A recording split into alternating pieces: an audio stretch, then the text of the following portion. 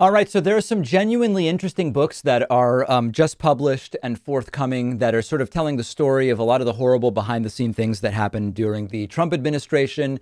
We knew, we expected, we predicted, it was widely stated when the Trump administration was ending that imagine all the things we learned during the administration and now consider how much more we are going to learn after the fact from reporting and people that are willing to talk to reporters about it. And we have two such stories today. One is about Rudy Giuliani, which we will get to in a moment, and it relates to the big lie about 2020. But first, here is a story about Trump himself and again, his completely authoritarian tendencies. Trump said that whoever leaked the information on his visit to the White House bunker when there were protests going on in Washington, D.C., should be, quote, executed. Executed. Law and order? No. Due process? No. Constitutional? Absolutely not. Listen to this report from CNN. Then President Donald Trump told a number of his advisors in 2020 that whoever leaked information about his stay in the White House bunker in May of that year had committed treason and should be executed. That means killed, folks, for sharing details about the episode with members of the press, according to excerpts of a new book obtained by CNN from Wall Street Journal reporter Michael Bender. Trump, along with then First Lady Melania Trump and their son Barron, were all taken to the underground bunker for a period of time during the protests spurred by the police killing of George Floyd. Trump boiled over about the bunker story as soon as they arrived and shouted at them to smoke out whoever had leaked it. It was the most upset some aides had ever seen the president. Whoever did that, they should be charged with treason. They should be executed, the book reads. Then White House Chief of Staff Mark Meadows repeatedly tried to calm the president down as startled aides avoided eye contact. I'm on it. We're going to find out who did it, Trump's top aide told his boss.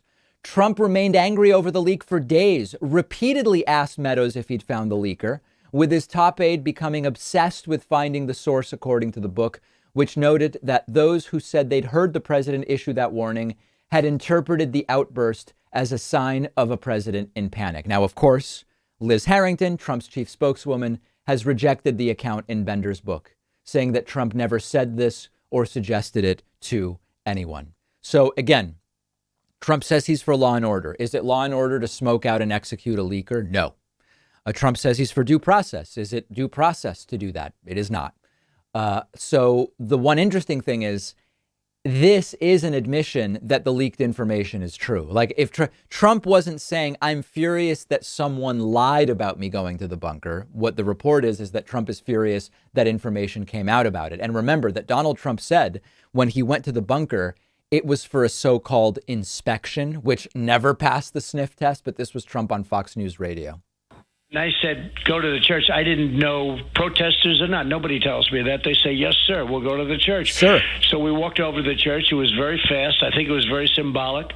I did hold up a Bible. I think that's a good thing, not a bad thing. And many religious leaders loved it. Take a look at Franklin Graham, so respected, and so many others.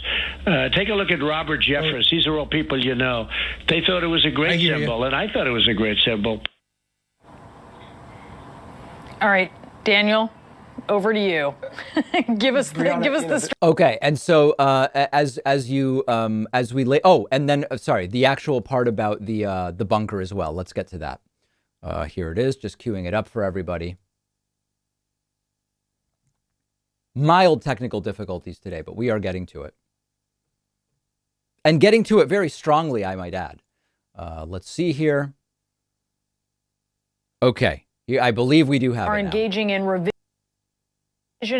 history. There were many who loved to Anderson Cooper of CNN. The Episcopal Bishop for Washington said she was outraged that her church had been used as a prop. And no, this is strongly of liberty. The heat of the that kind of led to him going across the street for this photo op. But here is what the president said about his time in the bunker. Please. It was a false report. I wasn't down. I went down during the day, and I was there for a tiny, little short period of time, and it was much more for an inspection. There was no problem during the day. These problems are during the night, not during the day. And I go down, I've gone down 2 or 3 times, all for inspection. Right. And you go there, someday you may need it. But you go there, and I went down. I looked at it. It was during the day. It was not a problem. And I read about it like a big thing.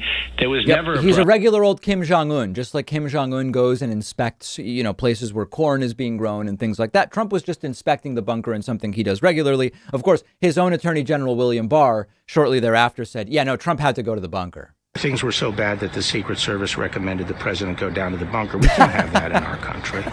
And so the decision was made. We had to move the perimeter one block. Yeah. So, of course, all of the stories that Trump is telling are not true. But the big news is Trump and his authoritarian tendencies. He wanted the leaker executed, and it is just out of this world stuff. And really unique. I mean, listen, I don't want to rehabilitate George W. Bush's image.